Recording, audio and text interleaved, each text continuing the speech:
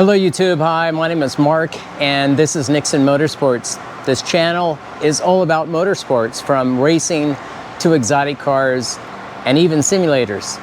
Today's video, this is about rolling resistance, how to improve it, how to reduce the friction or the drag that you have on your race car. So this is one of 4 parts of how to make your car fast at high-speed racetracks. So with that, let's get into the details. Come on. All right, rolling resistance, how to improve it. What am I talking about in the first place? So rolling resistance is where your race car is on a flat surface. It does not have power. There's no braking activity going on. It's just it moving on a flat surface, and the amount of resistance that the race car has in just rolling forward is what I'm referring to. So the least amount of resistance you have is very positive. Why? Because it takes power or horsepower, right, to move your car, your race car forward on the racetrack. You have enough things going on, such as aero, such as many things that are contributing to pushing against your race car. Rolling resistance is a positive, easy to achieve, in some cases, area that many people overlook. So I'm talking about rolling resistance as it relates to making your car ready for high-speed racetracks. Yes, of course, this also makes your car fast on slow and medium-speed racetracks, of course. But where I need to extract the absolute best I can at high-speed racetracks, this is one of the key topics for me and focus. So 2 main areas. Let me get into this a little bit and tell you what I'll be doing. So again, the why is to reduce that energy or horsepower requirement just to move the car forward, right? Whether it's 1 mile an hour or 200 miles an hour. And so there's 2 areas of focus, and let me talk about those. The first is the braking system, and I'll get into that here in just a second, but the second then is bearings themselves. So both of these apply, okay? Now, before I get into both in more detail, let me show you what I'm talking about with the current resistance that I have on this race car. So let me roll over here. This is the Formula 1000. So here's one of my front uprights. I have a 4-piston caliper, Wilwood caliper. I have here's my rotor itself. Now the pads are in the calipers right this minute. You can see it's just sitting here. So let me just grab the bottom of this and just give it a pull.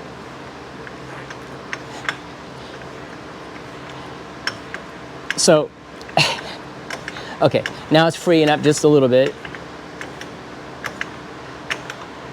But that's about it. Now, let me do that same thing. I'll take the brake pads out of that, and let me give it a spin again, see what it looks like. Okay, so I took the brake pads out. You can see there's nothing here, right? Now, I don't have my adapter here with me to hold this rotor up against the backing that it needs to be, so it's flopping around here, right? But if I grab that, still get kind of the idea. Well, sort of, right? Its ability to rotate by itself is still, I would say, greatly restricted. Let me show you a brand new upright. Let me do it this way. So if I spin down here, so this is a front upright. I have it upside down, but that's fine. You can see there's a lock nut or a retaining nut here in the inside. There's the bearing, and this is where the hub, rotor, and everything else actually bolts up to it. Now this thing, if I spin it upside down, this is me just trying to get it to spin by itself, right? Now this is brand new, the bearing doesn't have any wear in it. There's some resistance in that thing, right? So two things that I'll be doing here, and let me get into both, right? So to try to free up the corners of the race car, right? The wheels themselves and their ability to roll with limited or no resistance. Two things, and so I mentioned brakes. Now, why am I going to talk about brakes? They definitely have some impact to rolling resistance. So when you think about brakes, and if I go down here and just look at one of my uprights, here's one of the rear, you have your brake pads, you have your rotor in the center. See, just visually you can see there's not a whole lot of gap. In fact, you could say very, very little gap there. Well, you want that from a braking point of view. You want that pedal feel to be, you know, strong, precise. You know, it helps your confidence under braking, that type of thing. But the negative about your pads being right up to the rotor, of course, is, well, they're designed to actually create a tremendous amount of resistance, right? That's how you stop your car. So on the one side, you want your brakes to be just right on the money. You touch the brake pedal, you know, you brake hard and aggressive. On the other side of it, when you take your foot off the brake pedal, you don't want your brakes to be inducing drag, you know, causing rolling resistance. It sucks away horsepower and energy from your race car, right? So that's why I'll be focusing on doing some brake work itself to try to improve that. So let me talk about the logic or the thinking behind this. First of all, your brake pads, your rotors. So most probably know this, you want floating rotors in your race car, right? And if you think about it, there could be misalignment. So for an example, your mounting point to your caliper, to your rotor, they need to be perfectly aligned, right? Otherwise your pads will not sit flat or precisely flat against the rotor, and you would have a loss of braking capability, right? So there's that. The other thing that a floating rotor does is it actually pushes your brake pads away from your rotors. So when you take your foot off the brake pedal, the energy in the hydraulic lines is eliminated. Your calipers actually have pistons inside here that relax at that point, but the brake pads are still right up against your rotor. In fact, they're touching your rotor, possibly more than you want them to. A floating rotor actually will start to vibrate. In fact, if you've heard race cars, you know, moving around the pits, you know, kind of slow, and you hear that chitter chatter, that's your brake hat rotors, because their mount is a floating mount, and they'll actually just flutter, right? You actually want that. You want that because when you take your foot off the brake pedal, and you're on the track, of course, right? Your rotors will flutter, and they'll actually push your brake pads away, and eliminating any drag caused by the brake pad touching the rotor. Does that make sense?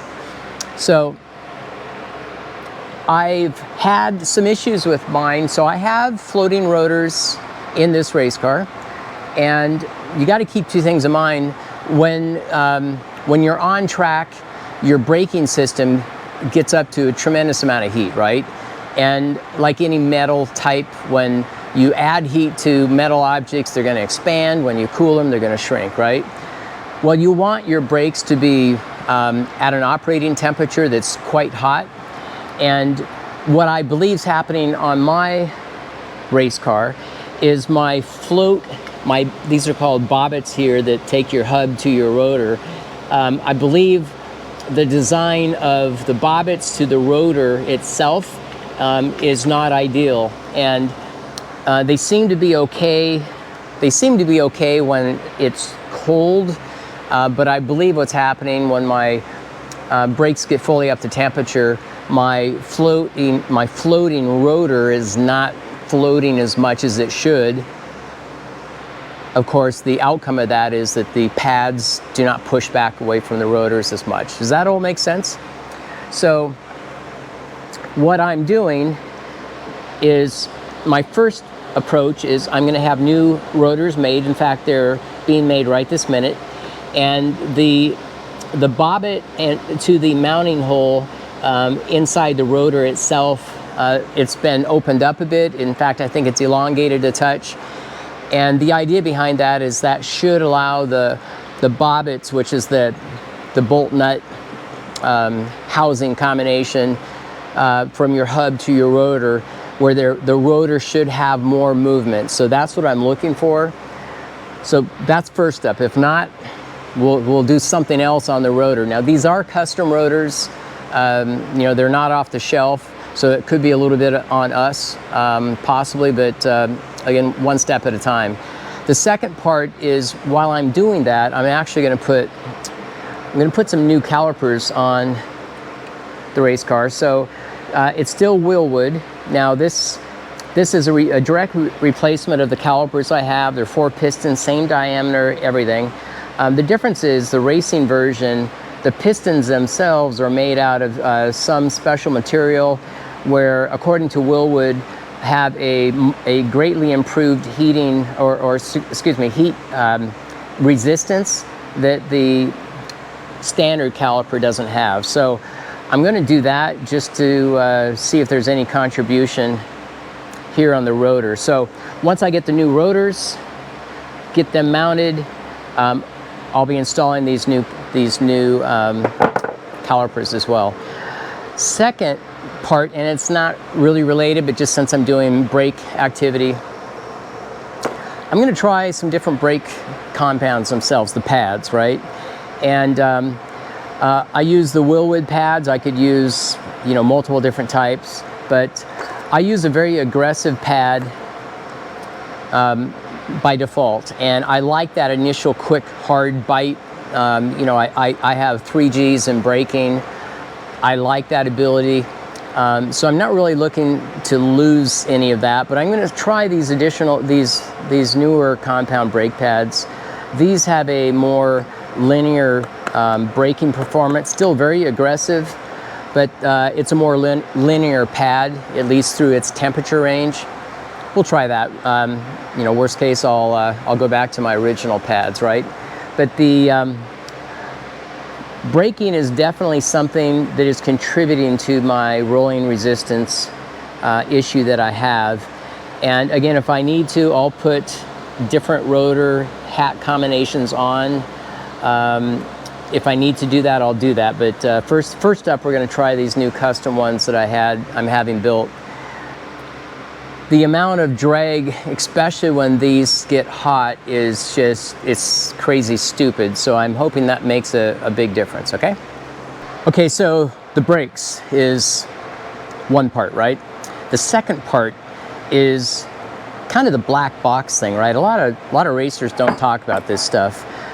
I'm going to show you and bring you along on that. So it has to do with wheel bearings. So when you think about it, the bearing, its job obviously, you know, allows the rotating mass to rotate smooth and such, right? And typically, race car manufacturers, you know, like this one as an example, they'll put bearings in place that are sealed, and they're put in place to be durable and last a long period of time, no maintenance, that type of thing. But if you look at this brand new upright here, as I just spin this with my hand by itself, it doesn't spin very freely, right? So here's what we'll be doing. I'll be sending these uprights, excuse me, a brand new set of uprights out to a machine shop. And the fronts, actually, they're going to open up the fronts, so the bearings on the front uprights are going to be the same as the rear uprights, just for simplicity, no real other reason. Then a specialty shop will be taking the uprights that are prepped and ready, and brand new ceramic bearings will be put in place with, I would say, highly specialized seals or what might be called a seal, but you know, the race and the assembly as a whole. So the entire upright will be modified to full-on ceramic bearings, all four corners, right? So when I get those back, obviously I'll show you what it looks like, and then obviously we'll get them on the car, and just while it's up on the stands, we'll see how easily the wheel actually rotates, okay? Let me talk about ceramic bearings though for a minute. Now, first of all, you need to check your racing, the class, the rules that you have, right? Make sure you're okay with that. Many classes are, but just, you know, make sure you're okay with that. Now, it might not be for you. There's some advantages, of course. The disadvantages with having full-on, let's say, hardcore ceramic bearings, the maintenance is a little more involved. Normally, with your, say, factory or OEM wheel bearings, you know, they're all sealed. You really can't hurt them. You don't have to think much about like washing the vehicle and, you know, debris and things like that that you may get in your bearings. With the full ceramic and kind of the highly modified assembly, there'll be some you know, preventative maintenance, if you will, and things that you'll have to take into account when you're cleaning your vehicle and you're inspecting. And you know, so that you got to keep in mind. The advantage is the rolling resistance just on the bearings alone, not counting the brakes that I'm going to resolve. You're probably looking at 2 or 3 miles an hour increase of speed just by allowing your car to be more free to roll without resistance or reduced resistance. That's a lot, right? So a lot of racers, this isn't new necessarily. Racers have been doing this for a while. It's just not really talked about, and it's kind of expensive. So all those things you got to keep in mind when you're doing this. For an example, just the four corners of uprights for this race car, you know, it's in the $4,000 to $5,000 range. You know, that's with, you know, titanium housings and, you know, really trick stuff, right? So just to share that. So when I get those back, when I get the modified uprights back, before I mount them, put them in the car, I'll bring you back and we'll look at those together, and just kind of my first reaction as we do that before we get them in the car, okay? Okay, so let's take a look at these new uprights. Here, let's start with, I can grab one here. Let's start with a front. So it looks the same. This is just a sheathing thing to protect the threads. It looks the same as the others, right? You really can't see any difference whatsoever. Even when we look inside here, around the bearing apparatus and so on. Of course, this has a special nut on it for the wheel speed sensor. It's going to be interesting to see how this works on the car, and actually this is not a fair spin test. We'll do it once I get it mounted, but I can tell you, just looking at it and spinning it here, it's actually quite easy. Let's go over here and look at, actually here's the rear. I was going to try to spin that. Here's the tripod housing apparatus. Again, you can't tell there's any bearing change in this thing whatsoever, even from this end. Now, wow, if I go over here though, this thing is so, again, wait till we get this thing mounted to see, but here, let me try to spin it this way. Will it stay? No, I'm gonna have to get it on the car, but boy, that is so, all right, should be fun. All right, so those are the new uprights with the ceramics, all the special stuff. Let's get these uprights off one corner at a time. I'll start here with this front right. Get this off, get the new one on, and give it a quick spin test and all that. Again, here I can just sit here and move this thing. I don't know if you can tell just by my hand, but that does not want to spin that freely. All right, so let's get those off. Let's get this first one on, see what it looks like. Okay, so I have the old and new rear upright sitting here on the bench. I'm going to try to hold it with one hand and try to spin it. I'm doing it this way instead of on the car because I'll have the axles mounted to it, of course, right? So I just want to see the bearings and how they react. So let me try this with one hand. Let's see how well this works. So trying to hold the camera here. So here's the old bearing, and you can kind of see,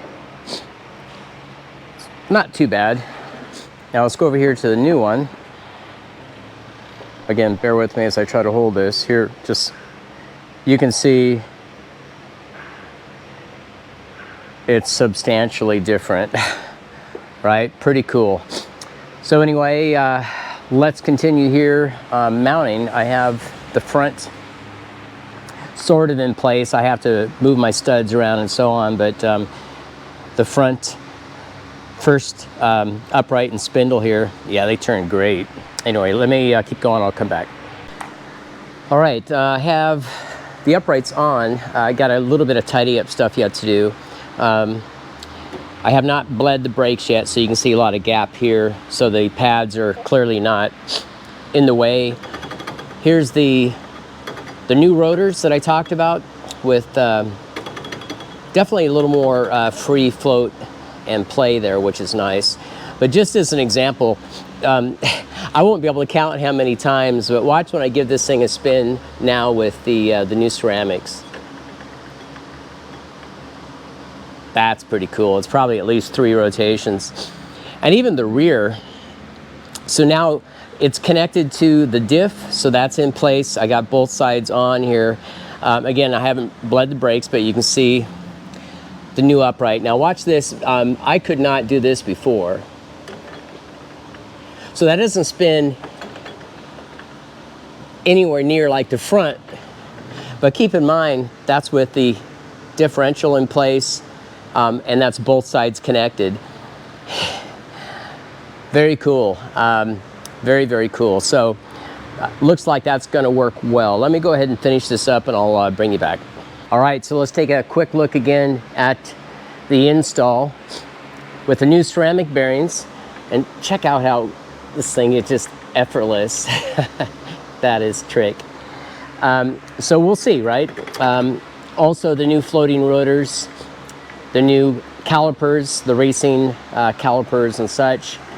We'll see how well it does. We'll be out at Circuit of the Americas in 2 weeks, and we'll be doing a couple days of testing there.